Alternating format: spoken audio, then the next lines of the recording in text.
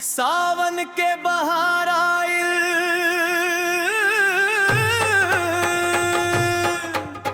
मनवा झूमे रे। सावन सिंह के गीत सुन के दिलवा घूमे रे। कांवर उठा के भोले के नगरी चल चल से कांवड़िया कांधे कवरिया जल लेके बढ़स नगरिया। सावन के बहार आइल भक्ति के रंग में रंगाइल नगरिया। भोले के नाम में धड़के जियरिया। कांवर उठा के मन हर्षा के नगरी चल से नहाए। हर हर महादेव बोल के सब दुखा भागे बाबा के छोड़ से। चल से कांवड़िया बाबा धाम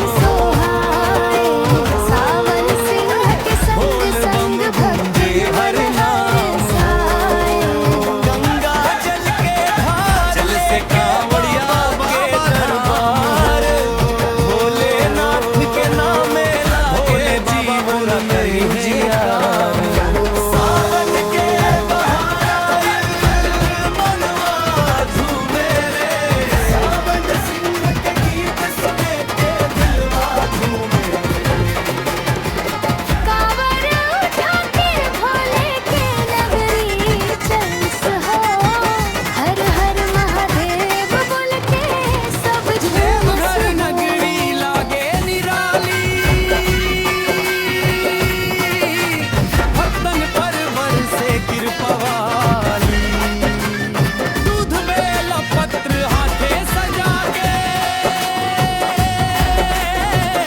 मन के मनौती जाई लगा डमरू के आवाज सुन के संगे जब चाल चले आगल दहिया फिर भक्ति में सबके मन साचे।